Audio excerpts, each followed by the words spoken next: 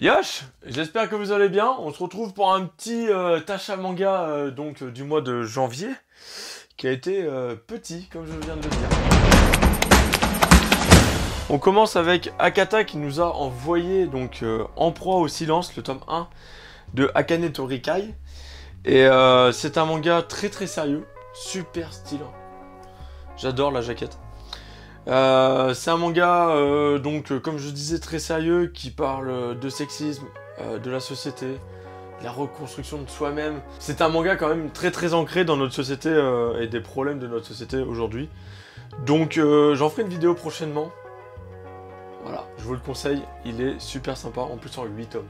On continue avec le deuxième envoi. Là, cette fois-ci, ça vient des éditions Kana, et c'est le tome 1 de Asadora. Donc là, ultra content. En plus, il y a eu ça avec. C'est un petit journal en mode, les dégâts qu'il y a eu, mais en réalité, c'est plus des petites interviews et tout sur l'auteur et tout. Super sympa, donc merci beaucoup Kana d'avoir pensé à nous. On avait fait une vidéo sur Naoki Urasawa, une histoire de notre dieu, juste avant. Et j'avais eu vent qu'il allait bientôt arriver, donc je suis ultra content. Et le manga, c'est une grosse claque, donc il y aura une petite vidéo aussi.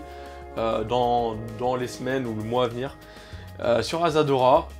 C'est un manga qui parle de présent, de futur, il y a un monstre dedans, enfin c'est génial, c'est du Naoki Urasawa et on va dire qu'il a repris un peu tout ce qu'il sait faire, il a tout condensé, il a tout mis dans Asadora, je sais pas combien de tomes ça fera mais ça va être ouf, je le sens que ça va être ouf. Voilà pour Asadora. On continue avec les éditions Pika, et là cette fois-ci, j'ai acheté le tome 3 de Full Drum. Donc c'est le manga de rugby qui est en 5 tomes. Je vous en avais parlé, j'avais pas trop apprécié le tome 1. Il y avait du potentiel, mais j'avais pas trop apprécié le tome 1. Le tome 2 s'est amélioré, et là le tome 3, il y a tout ce que j'aime dedans, dans le sport et tout. C'est sympa, c'est rythmé. C'est dynamique quoi, il y a eu du match, il y a eu de la cohésion d'équipe où ils se retrouvent à faire un restaurant, à celui qui mange le plus et tout. C'est super sympa. On voit aussi le stress du premier match et tout pour un jeune qui commence tout juste un sport d'équipe où on va dire où il y a de la compète. Il y a tous ces traits qui sont réunis et c'était très sympa. Moi ce qui me fait peur c'est que ça termine en 5 tomes et un manga de sport en 5 tomes c'est quand même très compliqué. Donc je sais pas qu'est-ce qu'ils vont développer dans le 4 et le 5. Mais ça me fait peur et ça me fait même limite chier parce que là ça commençait à être intéressant. On a vraiment mis à l'écart ce côté gnangnan avec le héros là qui tombait amoureux de la coach et tout qui était chiant. Là on est plus dans l'esprit sportif et c'est ça que j'ai kiffé. Donc hâte de voir la suite et la fin du coup. Mais ce tome 3 était beaucoup mieux que les deux premiers. Pour Full Drum, il y a une image que j'ai kiffé et qui met vachement bien en avant le sport, donc le rugby.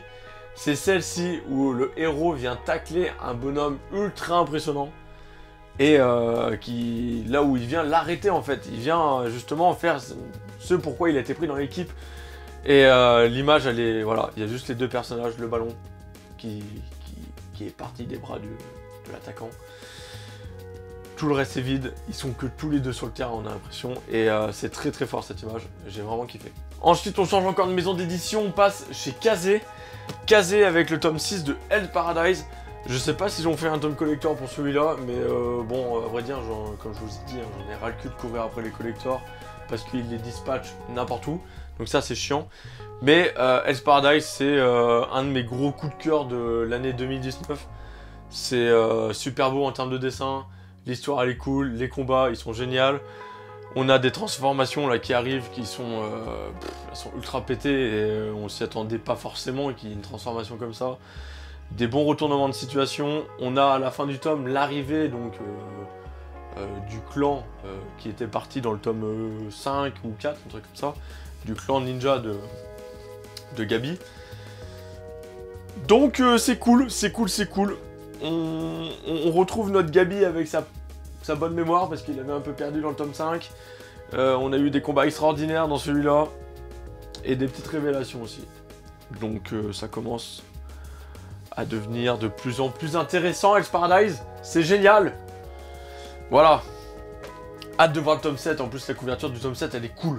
Et dans ce tome il y a une image qui m'a plu. C'est celle-ci là. la transformation du bandit là. Voilà. Voilà, quand je vous parlais des transformations qui sont super stylisées, elle en fait partie et j'adore parce que le mec a des tentacules et tout, il y a le... C'est devenu un putain de démon en fait, le mec est grave stylé. Donc j'adore. Depuis le départ, j'adore ce personnage et il l'exploite extrêmement bien l'auteur. Donc c'est cool. On continue avec Kurokawa et le tome 15 de Shonen 7. Donc on arrive sur la fin, hein. Il reste plus que 2 tomes aussi. Voilà, beaucoup de séries qui vont bientôt se terminer. Et ben là aussi c'était cool. Comme je le dis à chaque fois, Shonen 7, moi ça me fait penser à Young GTO. C'est vraiment tous les codes qu'il y avait dans Young GTO. Et là on a on a un retour de plusieurs personnages qui sont très marquants pour l'histoire, qui sont totalement inédits en revanche, mais qui est marquante pour le background de l'histoire. Et c'est vraiment cool, on a eu un peu de combat, et là, la phase finale se met en marche.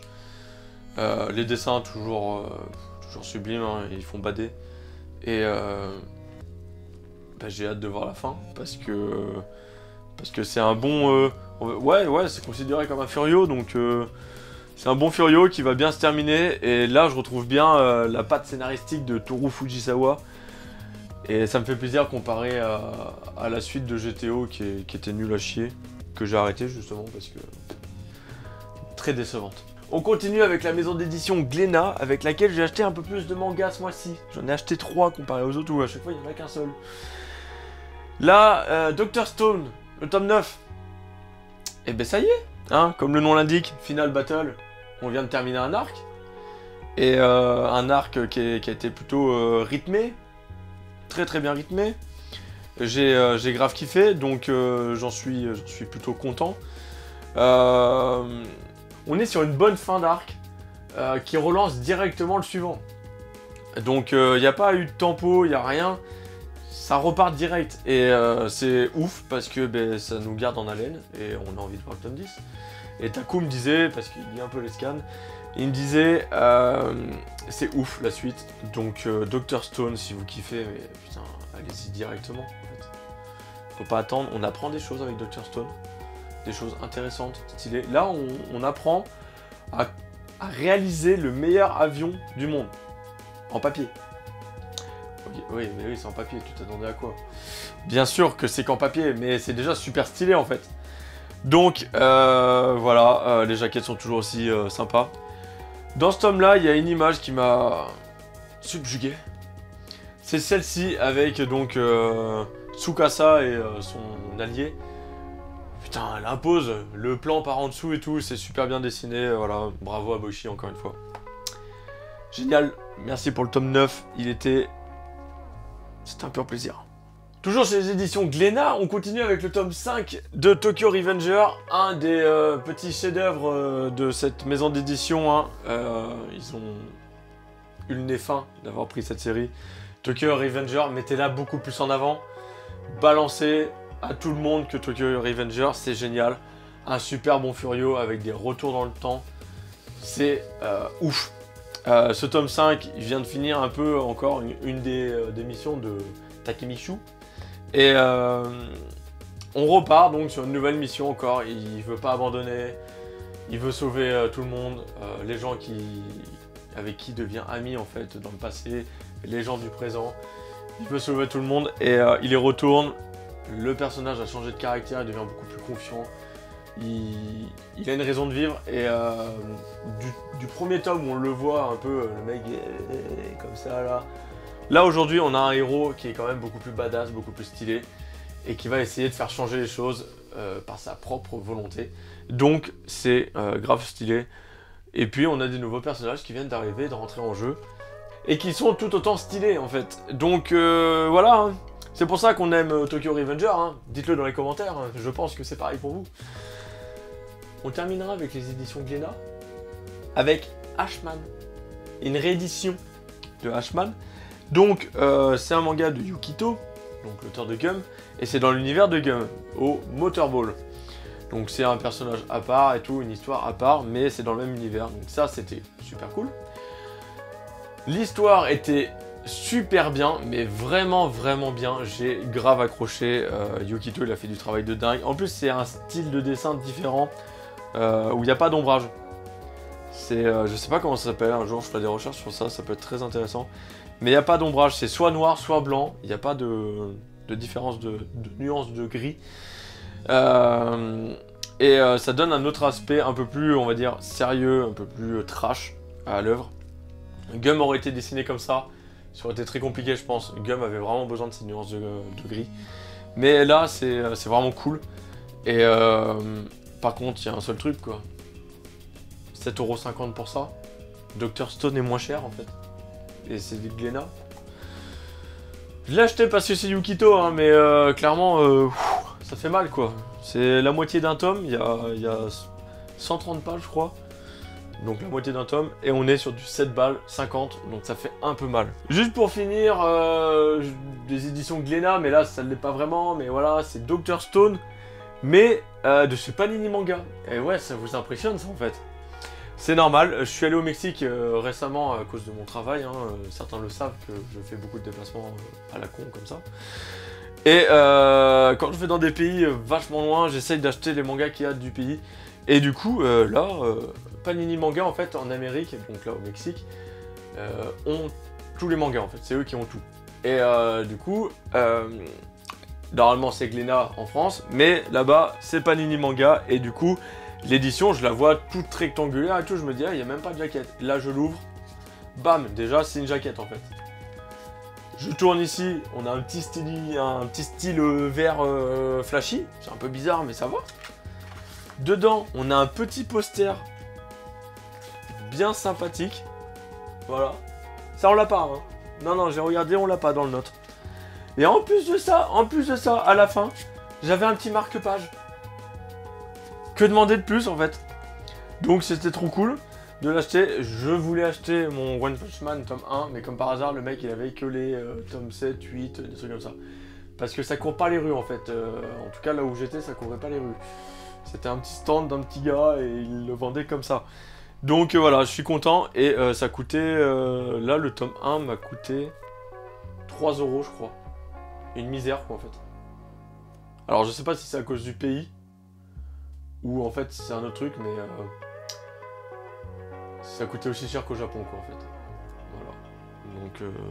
c'est abusé. Bref, pour finir, je termine avec le tome 21 et tome 22 de My Hero Academia. J'avais fait exprès de pas le prendre la dernière fois, parce que, grâce à mon ami Geeko World, j'avais entendu dire qu'il allait avoir un Shikeshi qui allait être offert pour 2 tomes de My Hero Academia. Et sachant que je prends pas les vigilantes, j'ai attendu, j'ai acheté les 2. Je suis en train de me lire les My Hero Academia parce que beaucoup de personnes me posent la question. Oui, je suis en train de les lire actuellement parce que j'ai fini plein d'autres séries comme Dreamland, Enfer et Paradis et tous les hippos par exemple. Et du coup là je me mets à lire les My Hero Academia parce que j'ai trop de hype pour ça, je peux plus attendre, j'en ai marre d'attendre. Donc je m'y mets, du coup je les ai pas encore lus, mais je sais que c'est le flou. Et du coup le petit Sekeshi il est là, attendez. Voilà, donc ça c'est le petit Sekeshi. Je trouve vachement stylé. Il y en avait eu un autre qui était super sympa avec Izuku qui était en mode de comme ça, et puis Olma qui était en mode comme ça. Donc c'était sympa. Et lui il est dans l'autre forme parce que le premier était comme ça et là celui-là il est en haut. Donc c'est super sympa. Il me le fallait. Voilà, j'adore ça. C'est trop bien, c'est cartonné, ça vieillit très bien quand on le protège. Donc c'est très cool. Et ben voilà, c'est fini pour moi, hein. C'était un petit achat manga comme je vous ai dit, rien d'extraordinaire. N'hésitez pas dans les commentaires à me dire qu'est-ce que vous avez acheté, ce que vous avez aimé, vos préférences, ce que vous avez kiffé dans les mangas que j'ai achetés, si vous les avez lus. Et puis on se retrouve bientôt pour une nouvelle vidéo sur Manga Corp. Yosh!